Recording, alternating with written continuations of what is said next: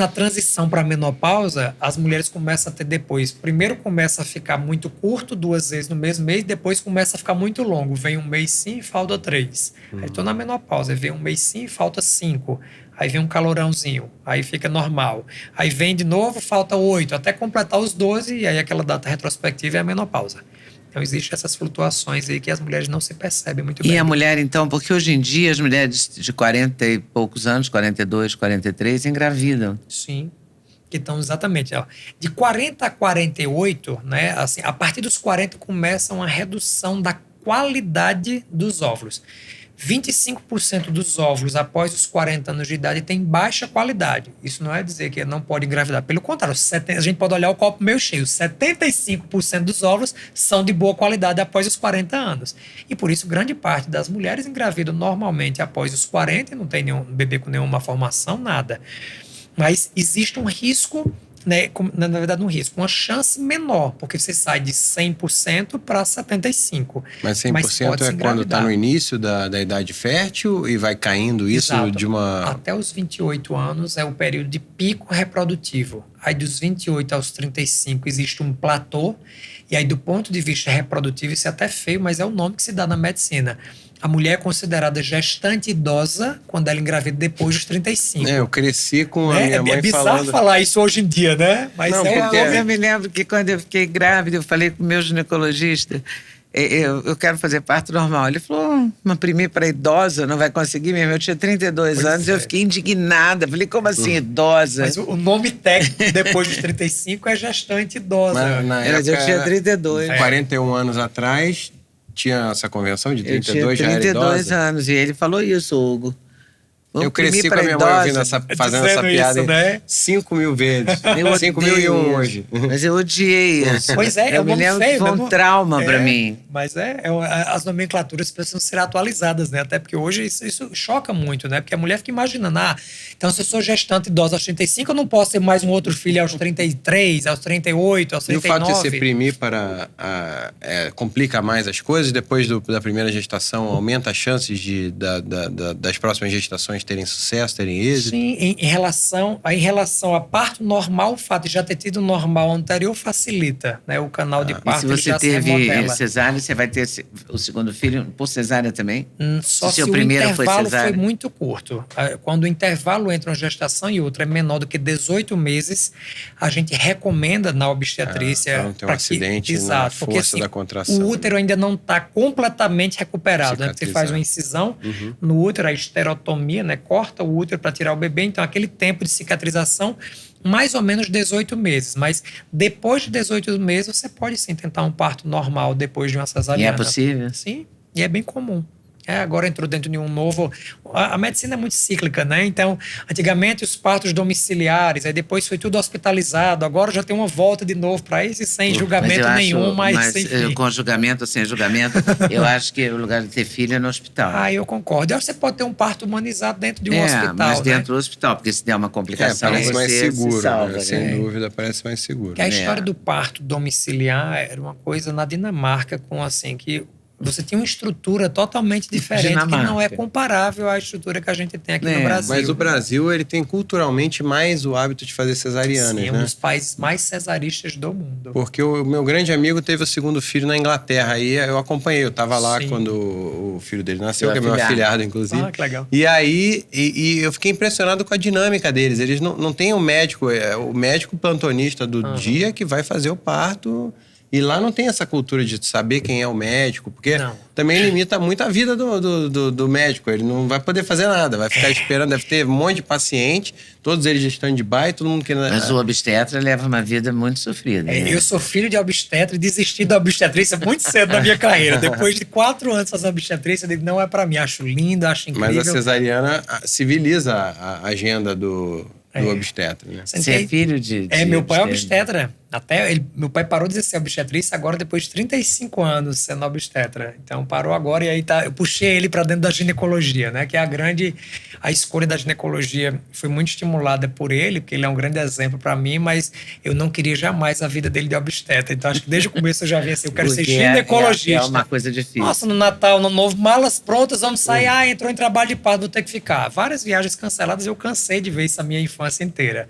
É uma vida de muita doação, né? É uma profissão belíssima e que deve ser estimulada, só que realmente eu não tinha perfil. É uma vocação mesmo, deve ter. Com certeza. Ter o chamado. E ele tá gostando de ser só ginecologista? Ele tá gostando, porque tá mais velho agora, ele agora tá curtindo os netos, tá com 4 netos, então tá querendo mais tempo, mais uma agenda um pouquinho mais programada. Então acho que tem um prazo, né, da vida, acho que a beleza da vida é a gente conseguir, né, se atualizar o tempo inteiro e, como diz Isabela Camargo, atualizar a nossa identidade, né, para poder estar a cada momento muito bem para o que a gente tá fazendo. Você falou uma coisa muito importante, que quem parou de estudar em 2022 é contra e ainda tem essa visão de que a reposição hormonal é cancerígena, né? E não é que não é. Assim, tudo é custo-benefício na vida, né? Exato.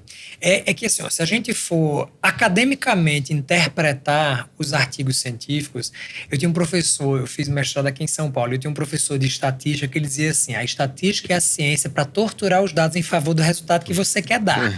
Porque você pode dizer o mesmo número de formas diferentes.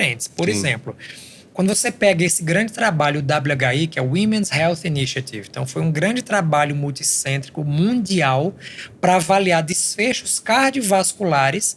Era um estudo desenhado para durar 8 anos e precisou ser interrompido com 5, porque a seleção das mulheres eram mulheres mais velhas, tinha mulheres tabagistas, tinha pacientes obesas, e pegaram essas pessoas que estão fora do que a gente hoje convencionou a chamar de janela de oportunidade, que seria o momento em que o início da reposição ela é muito mais benéfica do que o eventual risco de você ter alguma complicação com o uso dela. Então esse trabalho foi suspenso, porque o risco de câncer de mama era de aproximadamente 26%. Aí você diz, meu Deus, 26% é um risco muito alto.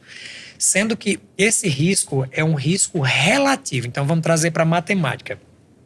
Risco relativo quer dizer 1,26% é esse risco. Aí você pode ler que é um aumento de 26%. Mas se a gente for colocar isso em números, quer dizer que é o seguinte, de cada 100 mulheres que estão na menopausa e não fazem reposição hormonal, 2 vão ter câncer. De cada 100 mulheres que estão na menopausa fazendo reposição hormonal, nessa época de 2002, com estrógeno de égua, 3 iriam ter. Isso é um risco de 1,26%. Então, a forma como eu te digo, você pode interpretar completamente diferente. Completamente. E ainda tem um outro detalhe. Daí a manipulação das pesquisas. É isso. E aí é o grande detalhe, porque também eu faço sempre essa analogia, porque facilita o entendimento.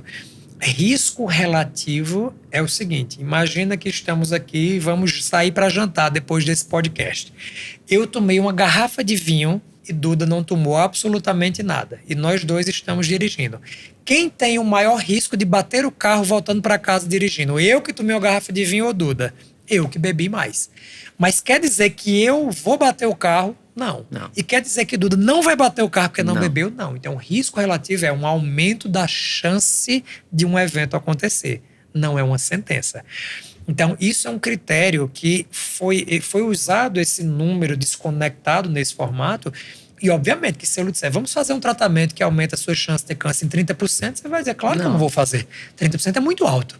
Mas se eu te disser que de cada 100, uma paciente a mais do que as que não tinham aumentou o risco, talvez você cogite, porque é um risco.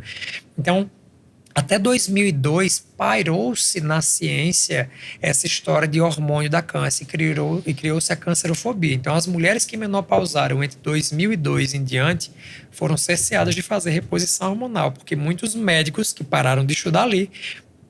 E essas minúcias desse trabalho científico, eles só foram vistos prospectivamente, 5 anos depois, 10 anos depois. Então, a minha geração foi uma geração que pegou os resultados pós o WHI e a gente viu, nossa, o pessoal errou muito na seleção. Pegou um pessoal que realmente não deveria fazer reposição hormonal e deram. Então, estavam fora da janela, não tinham os critérios de seleção. Então, isso gerou um medo muito grande e cerceou que muitas mulheres pudessem se beneficiar. Há muitos ginecologistas até hoje que assustam, né? Quando você fala que faz sim. reposição hormonal. Não, e na parte do custo-benefício, digamos, você tira os sintomas que bloqueiam a pessoa a ter um estilo de vida mais pleno, mais completo, mais saudável. Exato. E aí você dispara também um monte de outras coisas, né? Claro. Vai ficar um efeito bola de neve, né? Um efeito em cascata. Porque, digamos, esses calores, a falta de sono e o desconforto para praticar exercício, para ver as pessoas, para ter uma vida social ativa, para conviver com profissionalmente, para manter a produtividade, manter o humor. Então, isso vai sabotando a saúde da pessoa também, né? Tudo isso tem que ser levado em consideração. Deve ser uma equação milhões de vezes mais complexa, mas... E que precisa colocar a paciente no centro dessa discussão. Isso é um detalhe muito importante. A medicina, durante muito tempo, ela foi muito autoritária.